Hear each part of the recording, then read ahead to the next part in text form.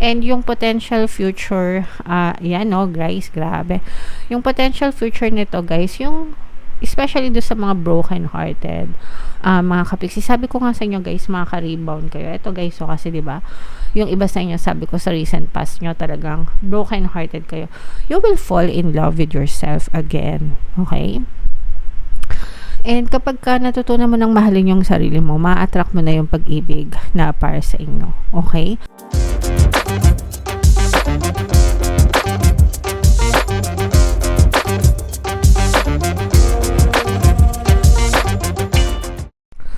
Hello guys, hello Aquarius, welcome back to Pinoy Pixie Tarot. Ang pamagat ng episode natin for tonight is Story Mo Ba To? Ito ay isang timeless reading para sa Aquarius, Sun, Moon, Rising, Sign, and Venus. Sa reading na to guys, titingnan natin where you are right now, mga potential and challenges nyo, what you need to focus on, your past, present, and future energy, mga suggested approach, and yung potential future ng story nyo. So, i-shuffle ko tong cards guys, hanapin ko yung energy ng Aquarius.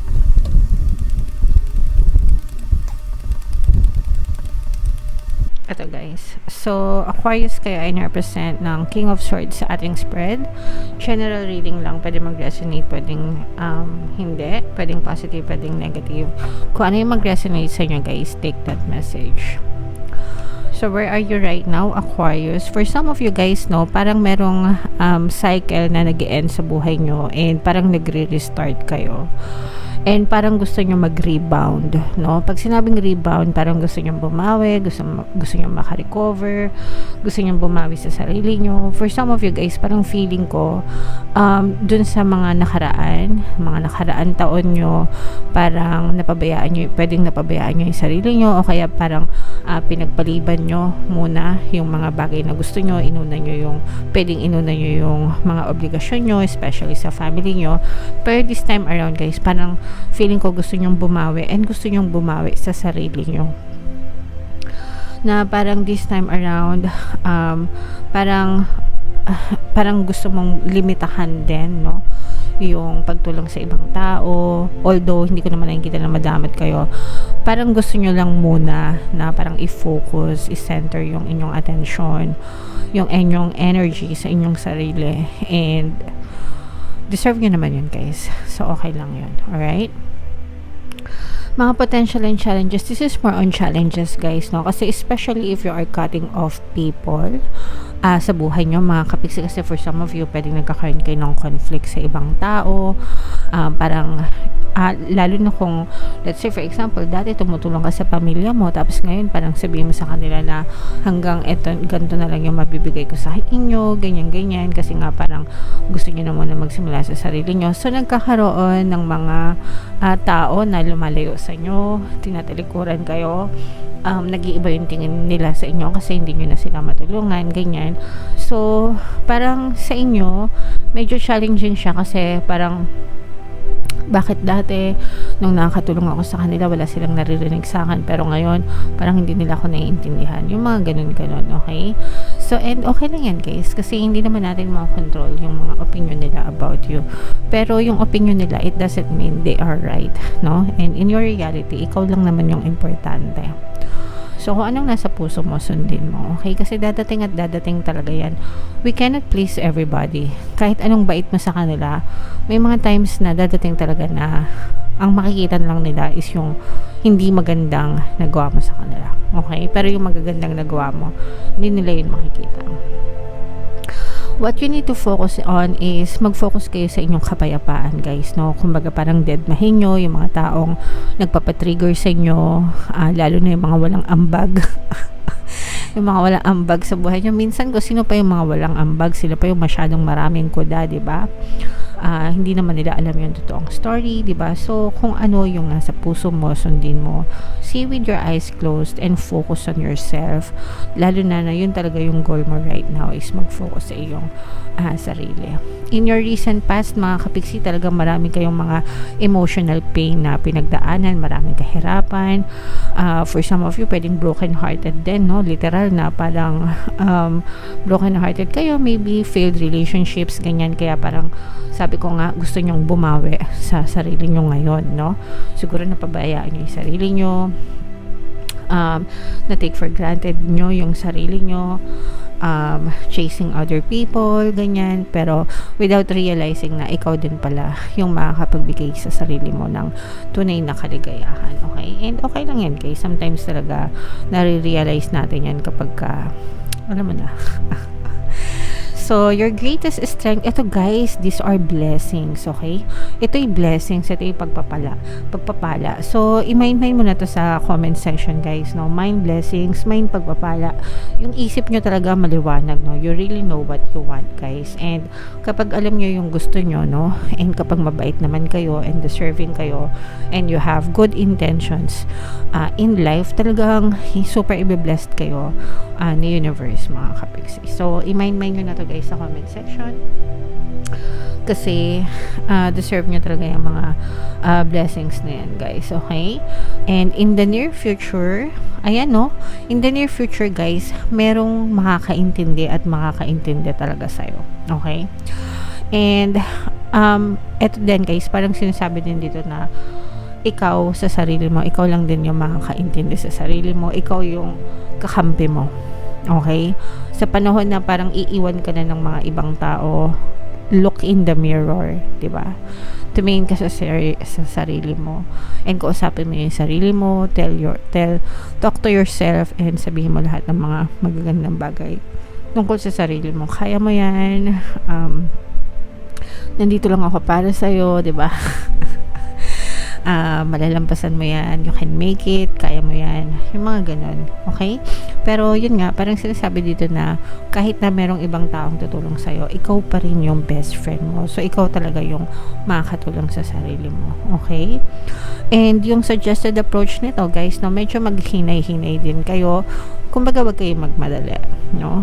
Take your time, maghinay-hinay sa mga approach nyo, sa mga gusto nyo gawin sa buhay nyo, especially yung iba sa nyo, guys, kasi parang medyo heightened, no?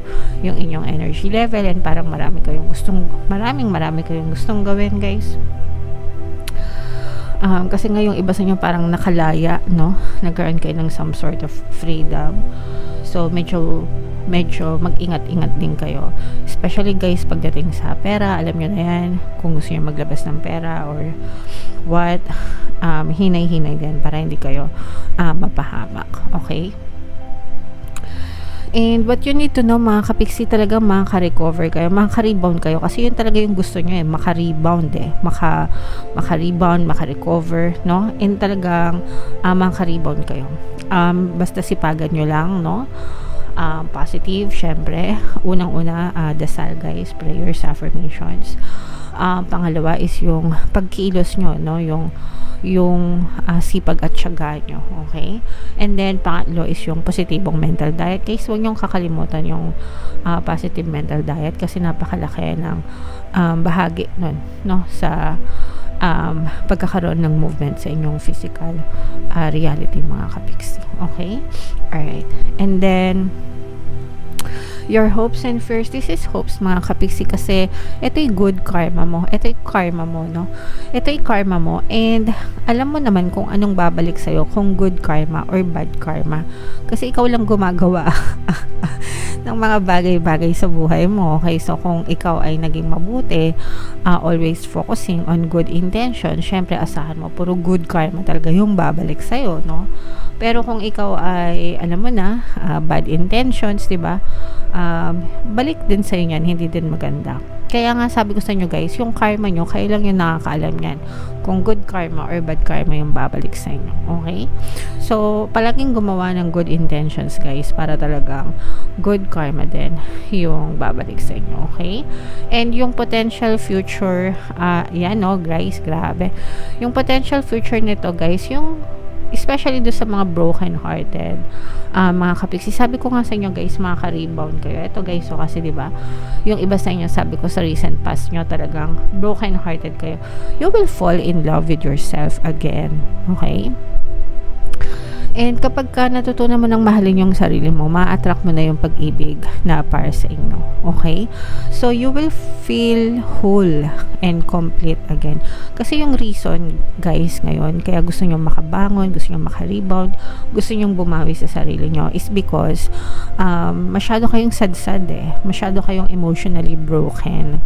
Probably, sabi ko nga, baka dahil sa failed relationships or mga failed circumstances. Pero, right now or in the future, guys, no, kapag ka talagang finocus nyo attention sa sarili nyo, nakabangon kayo, nakarecover kayo, you will feel whole again. You will fall in love with yourself again. And parang sasabihin mo, ito ako, ito yung dating ako, yung masayang ako, yung kumpletong ako, 'di ba? Yung deserving na ako, yung lovable na ako, ganyan. And you will find your match. Okay? You will find your match. The universe will definitely give your divine match towards you, guys. Okay? So, pero ang importante is ikaw muna, no? Ikaw muna, wag maatat. Wag hanapin ang validation sa ibang tao, mga kapiksi. Kapag mahal mo yung sarili mo, it's more than enough. Okay? It's more than enough. Yung love life, ano yan eh, bonus yan eh. Bonus yan ng self-love. Okay? Pero kung mahal mo yung sarili mo, especially mga single, di ba? Yung mga single na hindi sila naghahanap ng jowa because they already feel whole and complete, no? Sobrang saludo ko dyan sa mga yan kasi hindi sila naghahanap ng validation from other people. They know how to learn and love and value and respect themselves. So kayo din, guys. Okay? So yeah, comment down below, Aquarius, if feeling nyo, story nyo ba yan, kung naka-resonate ba kayo dyan. Ito, guys, i-mind nyo yan. Mind blessings, good karma, mind recovery, ito, mind lover. Yeah, kung talagang naghahanap kayo ng lover, no? I-mind nyo na rin yan sa comment section. So, tingnan natin yung additional na message for you guys. Shuffle ko to. Habang sinashuffle ko to, panoorin nyo muna yung video natin regarding sa ating paano mag-manifest ng abundance video course. Kapiksi, sawa ka na ba sa mga struggles at hirap sa buhay mo? Masipag ka ba at masikap sa buhay ngunit hindi ka pa rin umaasenso? Ilang beses ka na bang nag-attempt ng negosyo at mag-invest pero palagi ka pa rin nalulugi? Sa pagkakataon na ito ay maaaring may subconscious beliefs ka na nagiging balakid sa iyong pag-unlad at pagyaman. Introducing, paano mag-manifest ng abundance video course. Dito ay matututunan mo ma-overcome ang mga balakid mo para tuluyan ka ng umunlad, umasenso, sumagana, maging matagumpay, successful at maswerte sa iyong kabuhayan, pera, trabaho, negosyo sa lapi at kaperahan ng bonggang-bongga. Dali, mag-send na ng email sa pinoypixie@gmail.com at simulan na ang iyong pagyaman ngayon. Alright, so sa lahat ng gusto mag-avail ng course, guys, no, may promo tayo for July, 500 pesos discount until July 31, guys. So avail nyo na, sobrang ganda. And meron din tayong bagong course, guys, paano mawala ang third party at magkaroon ng harmonious na relationship para talagang matigil yung mga problema sa mga kabit-kabit sa relationship nyo, guys. Super ganda. Ongoing sale tayo until July 31, 30% discount. Avail nyo na habang mura pa, guys. Super ganda. So, Chivalry, mga kapiksi, ito yung additional message for you. For some of you guys, ito talagang akmang-akman, especially if nag-a-attract kayo ng bagong love or bagong relationship. For some of you, dadating yung someone for you. Yung inyong knight in shining armor. Wow, grabe. So, i-mind nyo na yan, mga kapiksi, no? Mind specific person, mind new love, mind new relationship, ganyan-ganyan. And for some of you naman, this is a message na be kind to yourself. Okay? Be kind to yourself, love yourself, respect yourself, value yourself. Okay? And yun nga yung nakikita natin eh. Kasi for some of you guys, diba sabi ko nga, bumabawi ka sa sarili mo. So, make sure na bawi to the max ka, no? And wag mo nang ulitin. Wag mo nang pabayaan yung sarili mo. Okay? Take time to love yourself. Gawin mo lahat ng bagay na gusto mo and magpapasaya sa'yo. Be gentle with yourself. Okay? Alright, so comment down below, Aquarius, if feeling nyo naka-resonate kayo, guys, pakinggan nyo itong mga pampaswerte subliminals natin. Sobrang ganda, lalo na yung bagong subliminal. Pangtaboy ng malas, pang-akit ng swerte. As in, super effective talaga, guys. And ito naman yung ating success stories ng paano mag-manifest ng abundance video course. Click here to subscribe. Click here to join our membership program. Thank you for liking, sharing, and subscribing. See you again next time. I love you all, guys. Have a nice day. Bye-bye.